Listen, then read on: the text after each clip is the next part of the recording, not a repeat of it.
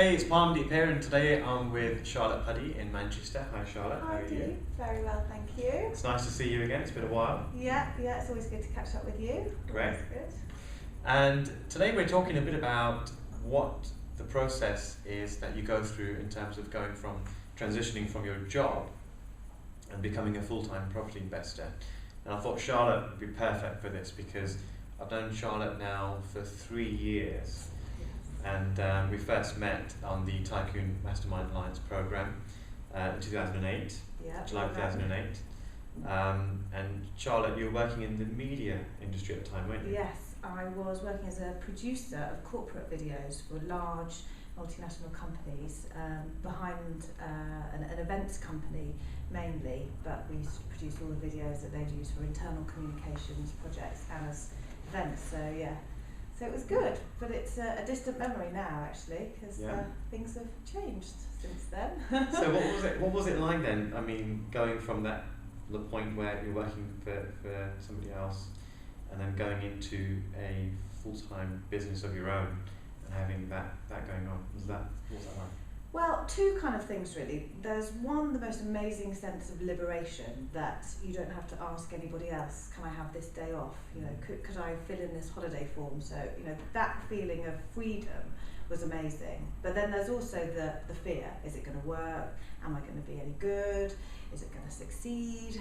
How will the future pan out? Because I think when you're in a job, your future is sort of mapped out for you because you build up your ladder and improve in that way. So that kind of fear of the unknown, but at the same time very exciting.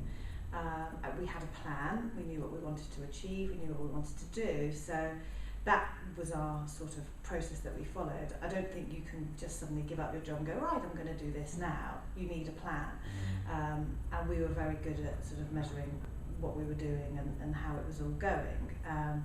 So yeah, it was amazing, and you know, I did have a few holidays the first year when everything got going. It was, it's amazing, and it seems like a distant memory now. So yeah, well, thanks to you, Deep, really, I'd say. Well, it's a combination of things. I mean, I think we're a very small part of it, and I think at the end of the day, you've got to be willing to put in the work, and like you say, have a plan, and follow that plan, and you've done it very well. Now, you went from something like one property to 30 something now? Yeah, 30 something now. Not Brilliant. Quite my age, 30 something, I'm still under that. But yeah, I mean, we joined the course at a time when the recession hit. We were fortunate enough to have some funds behind us. I probably left my job a little bit sooner than we might have done if the world hadn't changed as it did that sort of autumn time, but we saw an opportunity. We had the support of the course, we had some funds, and being quite young ourselves with quite a low mortgage, no kids, that kind of thing, we thought, okay, what's the worst that can happen? We can support ourselves, we can go for it. And I think the timing of us being on the course at the same time was just perfect for us. So yeah, in the November I sort of handed my notice and went forward with the property. And yeah, we did exactly as we were told on the course. We always did our homework, which I was very proud of, and we leafleted like mad. I marched the streets with estate agents like mad, put in offers. You know, it's a numbers game. Put in so many offers, and I remember one day an estate agent said, "Charlotte, if all of these offers are accepted, is that okay?" And I said, "Yeah, that's fine." And throughout the day, that one's been accepted. That one's been, I think I had 3 accepted in one day, and it was the March, the very bad winter, everyone was depressed. I was just putting in offers left, right, and centre, and I think 3 were accepted in one day. I was like, Jane, we need to get some mortgages. But it was a numbers game, and we went for it and we did it, and we've had great results. So it was a lot of hard work, and luckily Joe's business could support the property business. But yeah, it's all worked out well. And now you're moving into bigger things. I know you've started a very successful letting agency, which is going really well. Tell us about that. The lettings, I think it's a natural progression actually from what we were doing. I remember you saying actually way back, you'll own a letting agent, it's the kind of thing that can happen in this line. I thought, oh no, I don't want to do that, I don't think about that. But you get to a stage where you have a few properties and they're being managed. I was very happy with my letting agent, but I could see potential in the lady that was managing them. So we've sort of gone about it slightly differently, and instead of just setting up me on my own, we've gone into business with her, because because I could see the value that she would add to the business. So we've got our own properties, some that she's brought over as well, and we've gone into business together. And yeah, it's really exciting because I know as landlords that we can just offer a million times better service than any of the other agents out there. And I like to sleep at night. I don't like anything hanging over me. You know, if there's an issue, maintenance, we're straight on it, because you need your properties maintained correctly. They're your investment.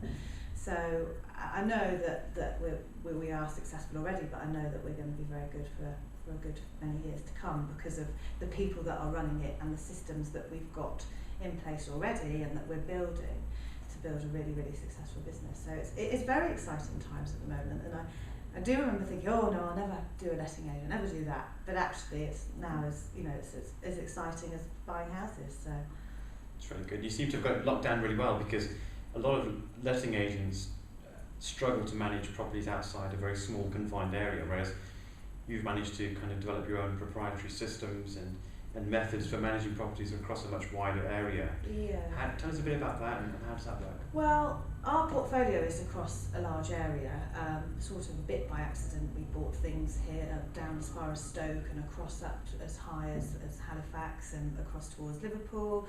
So I'm used to jumping in the car and spending half a day in Stoke for whatever reason, doing our own viewings. If you have your system in place whereby you make sure you do a block viewing, but you make sure everyone's going to turn up, and you make it worth your while to go down or to travel a little bit further. And so we're very used to travelling. I'm always in the car 2 hours a day, whatever, buzzing around. So we're very used to doing that. And I think a lot of existing agents, perhaps they've made good money just by staying in one area. So they perhaps haven't had to expand. But I think perhaps the modern day landlord these days does have a portfolio across a wider sort of spectrum of area, because you'll go where the deals are, and I think a lot of people will put trust in their letting agent that they can buy further afield if it's going to be managed okay. So we're there really to be a one-stop shop for a portfolio landlord who has properties, you know, in a 100-mile radius really. And some people say, well, you can't do that. But if you have the systems and you're organised and you're efficient, then whether you're going 10 minutes down the road or 120 minutes, you know, if you make it work, it's fine. So I just think that that's a much more attractive offer as a landlord, to have a one-stop shop. You don't want a letting agent here and a letting agent there. You want one point of contact, and we can be that. So it's working out all right, but it's kind of grown out of what we know, what we've done. So it sort of feels very natural to us. It's a great progression, and I suppose it will lead to lots of other things. You've got the agency itself. I'm sure you're going to be packaging deals for your landlords and doing a lot of things outside of and growing into other areas of the property. Yeah, and you know, I think a lot of letting agents start out just letting, and you might go into sales. You know, when the market picks up, you're there. You've got a block of properties, and people want to sell. So I think we're very open to all the aspects of the property business, although we have our investment side, we have our letting side. You know, it's a very fluid industry where you can work in here and you attend networking meetings, you meet someone and you might put people together, and you can't be a closed door to kind of, I only do lettings or I only buy houses. You have to be very open, because there's so much on offer out there for people, so it makes life a bit more interesting as well. That's great. No, it's really good. I mean, I can see why you're continuing to be successful. You've always had and still got that passion for the business and progressing. For somebody just starting out, so if somebody's quite new to the business and perhaps they're at the point that you were at 3 years ago, perhaps they're working for somebody else and they might be watching this, what advice would you give them to help them go from working for somebody else, perhaps in a job they don't particularly want to do, and do property as a full-time occupation and build up to doing some of the things that you're doing? Yeah, I think you've got to be prepared for a lot of hard work and a lot of hours and sacrifice. So I would say that's the sort of negative side. And we often told our friends we were busy, we didn't really tell them what we were doing, but we were on courses, we were reading, we fully immersed ourselves into learning and making a plan. So I think not only do you need to surround yourself with experts, people like Deep and everybody involved in the TMA and on the forum, that's a very important part. Being active on the forum was vital to learning. But you also need to have a plan. So it's all very well saying, I'm going to do this. You need to work out how much money you need and what your outgoings are, because you might be able to find one aspect of property that will allow you to leave your job, and that might not be what you think you need to do. You might not have to buy 20 houses in order to leave your job. So I think it's very important to think backwards about what do I need and how can I get that and what are the avenues I can go down. You do definitely need to surround yourself with people who are positive about what you're doing. And sometimes you find perhaps your best friends or the people you think would be, they probably, sometimes they aren't, because they might be a bit jealous or they might not understand or they might be in the sort of job mentality. So we found we did sort of distance a little bit, not in the sort of work sense. We perhaps, just sort of slope off, do our courses and do all that kind of thing without shouting about it, because almost it's better to shout about it when you've done it. A year later pop back up, oh yeah, well this is what I've been doing, and now I've got 10 houses or whatever it is. So there's an enormous amount of self-discipline as well, and we would spend a Sunday afternoon, have our sort of few hours and not put the telly on and just go and read a book or make a plan. Or I'm a big planner, and I think you need a plan, because you can't just sit down at a desk and say, oh, I'm going to do this. You need to know where you're going and what your plan is. So I think, have a plan, be very self-disciplined, surround yourself with experts, surround yourself with like-minded people, get out and about to events, and any advice you get from anybody, act on it.